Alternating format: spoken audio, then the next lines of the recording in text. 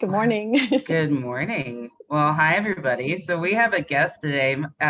As always, you may see a new decked out look here. We're using Zoom today, as we found that our other platform had a tendency to short circuit and go a little nutty cuckoo.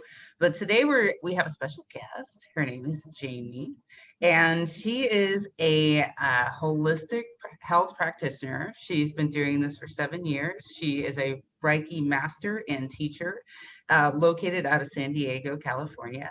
And her company is also listed at the bottom at her name, which I'm going to butcher it, but it's Holistic Unalome. And we just, is that right? Yep, that's right.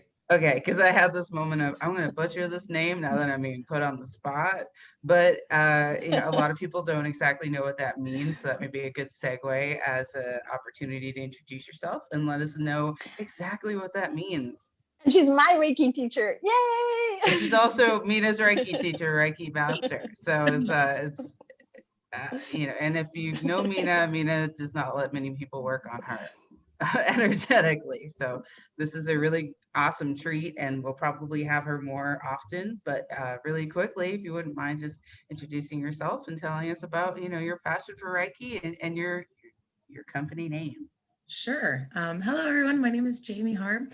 So the Holistic Unalome is really just a shorter version of saying, your holistic path to enlightenment. The Unalome is actually this symbol, if you can see it. It's upside down, but this is an Unalome. That's beautiful. And so it kind of shows you the path of life, as you kind of move on and then you go to enlightenment. So it's just a symbol that I had found at one point in time during an energy healing, and it kind of stuck with me. And so it resonated, and now it's the name of my new business, which is all focused mostly on energy work and intuitive healings.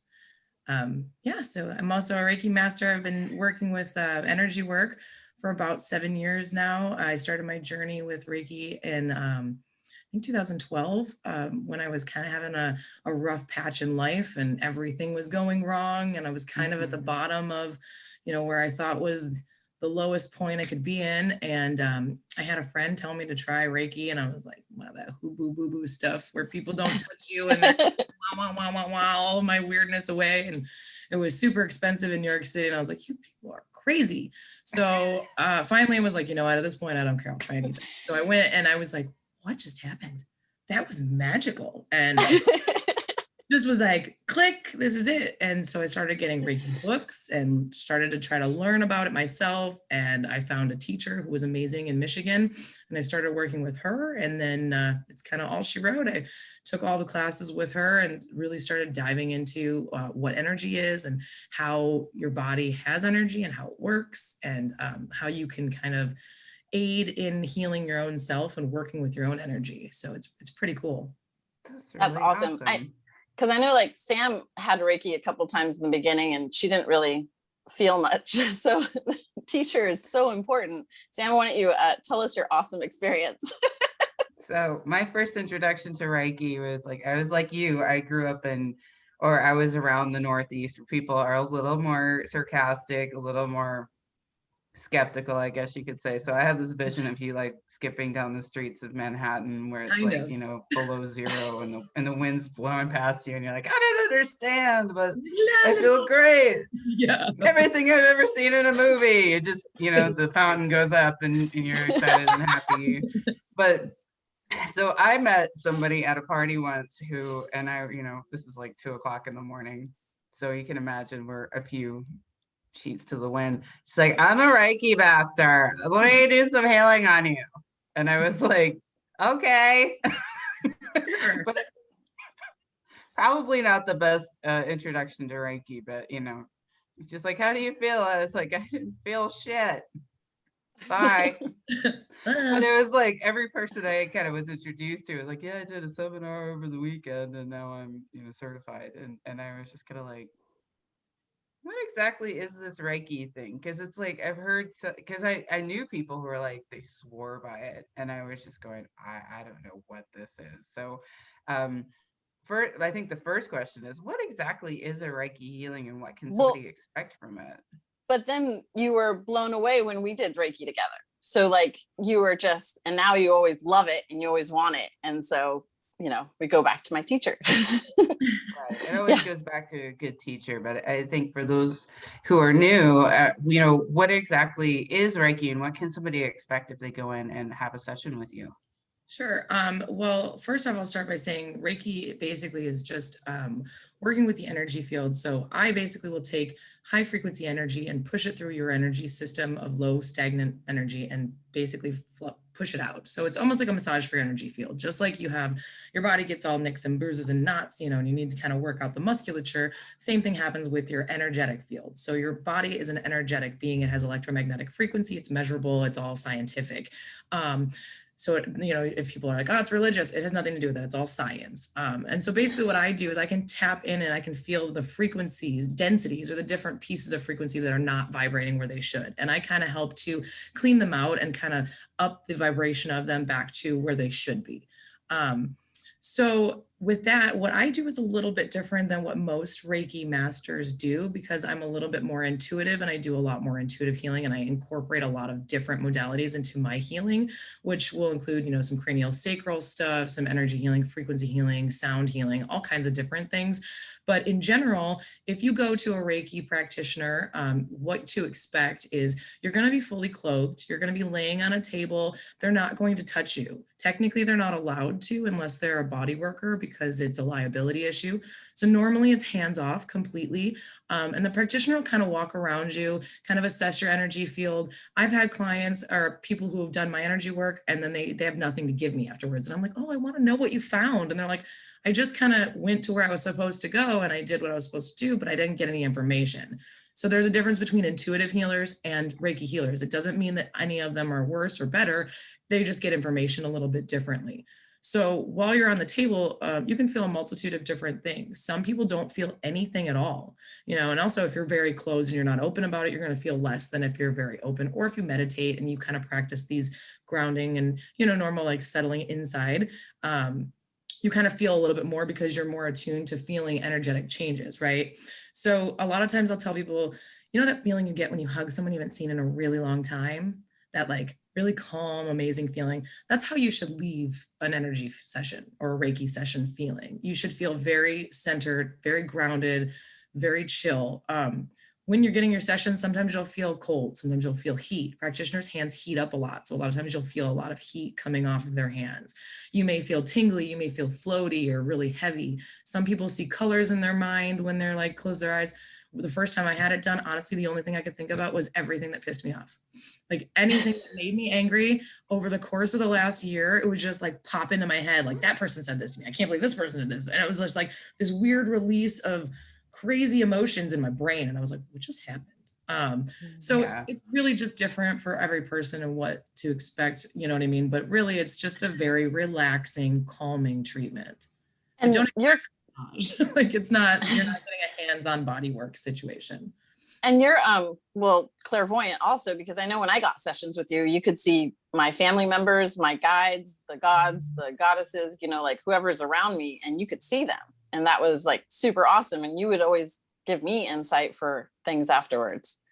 Yeah, with what I do, I like to kind of work on you for 30 minutes, and I am clairaudient, clairsentient, so basically that means I can see things in my mind's eye. So it's like they show me pictures in a sense. I hear things very clearly, like they're talking in my ear. So I'll get random words, random things. And every session is different. I always work with the best intention of the person who's on the table and whatever they need in the moment that I can facilitate, right? So sometimes your dead uncle's sitting behind me yelling at me until I talk to you, which doesn't happen for everyone. Sometimes nothing happens at all. I just clean your energy. Sometimes we start tapping into your trauma, like, oh, did you get punched in the face when you were a kid? Well, because I feel the energy weirdness happening in your face. You know what I mean? Like, and I get visions of what happened. And I usually find out a lot of information I don't want to know. And it usually is related to like a trauma or like a deep-seated kind of emotional issue. And so I'm always like, I'm really sorry. I'm going to bring this up. You don't have to tell me about it. But this is connected to something that your body and your physical and your spiritual energy or whatever your frequency energy is, or your human energy field is ready to let go of, you know what I mean? And so basically what I do is I just facilitate whatever your body's ready to get rid of. I'm just helping you heal yourself. Mm-hmm. And then, well, you do it remotely too, because I know you saved me. Like in 2018, when 6 of my family members died, like you were one of my healers. You saved me. It was amazing. So I know I called you many a times in the middle of the night and be like, dude, emergency. And distance healings are great, and I can do energy work from anywhere, because we can get into quantum physics, but let's be real, nobody really wants to hear about the really intense science stuff behind it. Yeah, exactly. And it's pretty cool. I can tell you from our last class when I tried to break down quantum physics into like real people talk.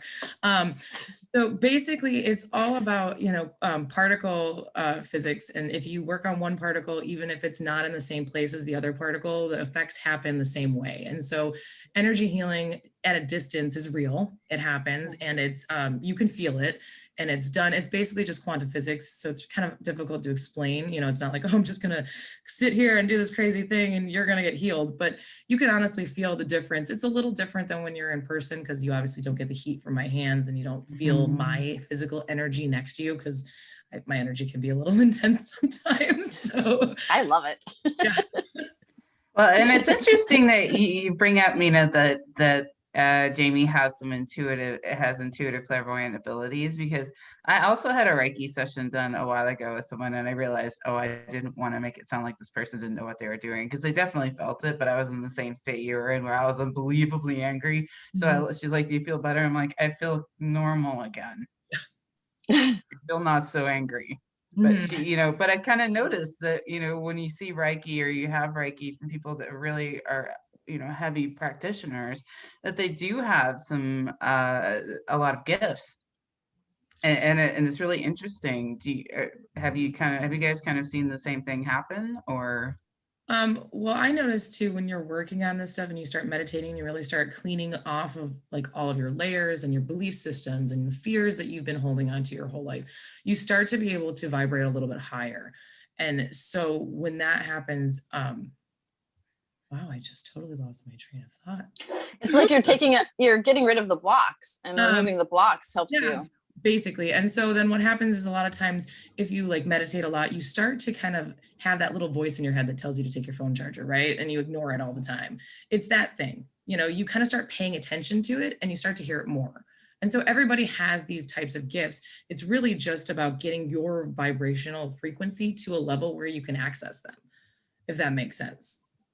So Yes. like, for example, hate kind of resonates at like a really, really low frequency, on like a vibrational scale. So like, hatred and fear and grief are all really low, where boredom and like our media is kind of around 200, like say we have like 50 is fear, 200 is media, compassion and love is more like 400 or 500. You know what I mean? So we're basically just changing the frequency and moving out that low stagnant energy. And that's something with Jamie's teachings that I just found amazing. Like, she puts the physics in it, and her lineage is, you don't just learn Reiki 1 and 2 in a weekend. You actually go through so many more steps. And I think that's so important. I know it's helped me a lot. So why don't you tell us a little bit about your lineage? Are you allowed to? Yeah, it's really not about the lineage. Every Reiki master teacher has their own lineage. And so the energetic symbols and the energetic attunements that you get from your master has a specific energy quality, right? And so that's our lineage, and our lineage has a very specific energy frequency. And so I'm passing that along to each person. So if you went to work with a different teacher, their lineage and their attunements are going to hold a little bit of a different frequency. So for example, you wouldn't want to do Reiki 1 with me and do Reiki 2 with Mina and do Reiki 3 with Sam, because it's technically a different frequency. So you'd be getting more benefit if you started over again with a new teacher. Yeah. I think that's important. A lot of people don't, I think, understand that after they've done the 1 or 1 and 2 and stuff like that. There's also, I'm sorry, go ahead. No. So what's your opinion on online Reiki sessions? So, I really think it depends on you and who you resonate with and what you feel. There's a really amazing lady who does Reiki, and she'll do 1 and 2 in a weekend. And she's been doing this for 25, 30 years. And, that's the way she teaches. So being in California, honestly, I feel like there's a lot of watered down Reiki practitioners. Like I, for example, had someone tell me they would stand on a book to heal me. And I was like, that's a little weird. So I always say research, and talk to the person, call and talk to them. A lot of times they'll talk to you. Or if they don't, then maybe you shouldn't go see them, because usually people are pretty open to kind of like have a conversation with you, unless they've been booked out for 7 months and they're $300 an hour, then yeah, talk to their assistant. But for the most part, it can be a little watered down. So if you think, oh, I got a Reiki master and she learned in 4 days. I mean, really, how can you learn anything in 4 days? I believe that, you have to kind of understand what energy is. How do you work with your own energy? How do you even feel it? And I give homework. And so I want you to really understand what you're doing. A lot of homework. Well, I don't want you. I love it. I love it. Often, like, start working with other people's energy when you can't even work on your own, and you don't understand how to ground and protect yourself and do all these things that could affect the way you heal other people, right? So I want to make sure that I'm being a responsible teacher, and that I'm making sure that you're not being irresponsible, and I'm not pushing you to a level where you're not there yet, right? So I want you to know and master where you're at before I let you move on, and that may take you specifically a week. It may take you a year. But I just want to be really mindful of who I let, work with people's energy, because it's a big deal. And, energy's intense. You can really mess with people if you don't know what you're doing. Yeah. I think you bring up a really great topic about how, energy can really, it's something that people kind of take for granted, I guess, if you're not really working with energy work, or you're not thinking metaphysical, or you're, somebody who is really new to the spiritual journey. You can, if you're vulnerable and open and you walk into a bad situation, not saying like you're going to walk into Reiki and be like, bad situation, but it's like, you want to make sure that you do your homework a little bit, and you really, you're not walking into a situation that may, I don't want to say make it worse, but that could do some damage you weren't expecting. Well, I mean, we all know that, that friend of ours, or, that person that we go over and hang out with them for 2 hours, and then after we leave, we're like, oh my God. So there are people that are considered energy vampires that, just like your body, you get nicks and cuts and scrapes. Your energy field and your aura system that holds your energy field gets nicks and little scrapes and rips too, and so your energy has little holes in the bubble that contains your personal energy, and people can sense that sometimes, and they take it from you. And it's not even a malicious thing a lot of times. Sometimes they don't even realize it's happening at all. And so you just have to be really mindful of, those types of people. But we've all been in that situation before. Definitely. So is there anything that, if you're walking into a room and you have a new patient, what are some things that you do to kind of get, I guess my question is like, if you walk into the room and it's somebody you've never met before, do you kind of assess the feel of the room and maybe where they're at or anything like that? Or not usually. Once in a while, if I feel like there's something really big going on, I will like pendulum and check their chakra system, their energy system, before they come into the office, because a lot of times once you come into a healing space, your energy is automatically going to change.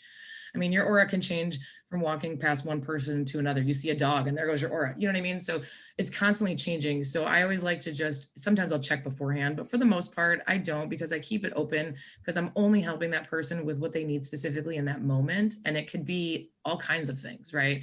And so I try not to like make any judgments or put ideas in like, or try to feel anything, because I don't actually know. So I just kind of like go with the flow and go where I'm needed. And, usually I'll ask the client, do you have an intention, or is there something you want to specifically work on for this session? And I'll explain like what to, what they're going to expect and stuff.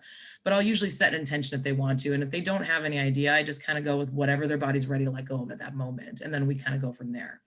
But people don't realize that we hold stagnant energy and trauma in our bodies from not just physical trauma. Like, so yeah, you got hit with a car. I mean, like, you think of like the big physical traumas, like car accidents, injuries, things like that. But, your mom yelled at you one time when you were a kid because you sang Yankee Doodle 100 times and she told you to shut up. So you took that as I can't talk anymore. Nobody wants to hear me talk. Like, so now you've put some kind of like energetic block in your throat area, right? And so maybe you grew up with thyroid issues, or, you know what I mean? It could be emotional trauma. Like maybe you lost your best friend. So you put a block in your energy field.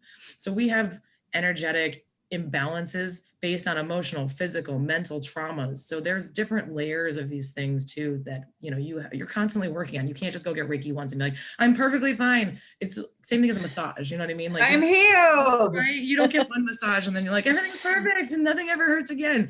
No, it's a maintenance kind of thing. And so this is well, and it is interesting to me because I know some people that, you know, they don't, I was like, they're really tense and they're like, I just don't like to be touched. And now I can go, well, have you thought of going to Reiki? They won't touch you. Yeah, and a lot of times I find with those people, it's more of a central nervous system thing because I work with cerebral spinal fluid with cranial sacral as well. And so a lot of times when people's cerebral spinal fluid isn't flowing properly, their central nervous system is always in fight or flight. And so they have that protective kind of like thing going on. Or, I mean, you don't even know. Some of those people may have had, you know, abuse issues as kids and they just now have this super protective layer. So that's the thing. You just never know. But energetic healing is really a great option for those people who don't like to be touched, especially if they don't even want to be in the room. You can do it from your own house. I think that's so great. So many people could use that right now. Yeah. Sorry, Yeah. Go ahead, Mina. Yeah, I know. Years ago, when I first got introduced to Reiki, I actually was suffering from a continuous yeast infection. And the Western medicine tried to give me every medication they could. I even did herbs, I did acupuncture, and I couldn't fix it.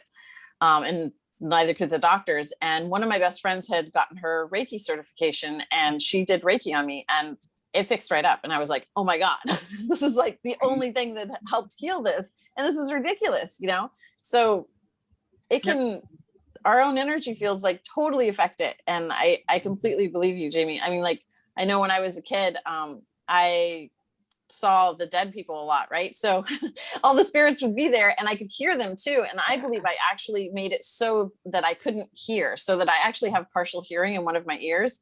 And I believe it was from the shock. I just couldn't handle so many coming at me. And I preferred not to hear them also. I think I would have gone crazy. So yeah. Talk about putting you in a fight or freeze Mhm. or flight mentality as a little girl, seeing and hearing all these different, you know. Yeah. No, so anybody wants to go learn Reiki, anybody wants to have an amazing session with my teacher, please seek out Jamie. And Jamie, how can they contact you? I'm on Yelp. So if you just look up Jamie Harb, Harb as in boy on Yelp, you'll be able to find links to everything. Right now, that's mostly my body work stuff. I'm starting a new website. So if you see my name here at Holistic Unalome, I have the website holistikunalome.com. I'm also going to be on Yelp and Instagram and everything with Holistic Unalome. So you can always look me up there as well.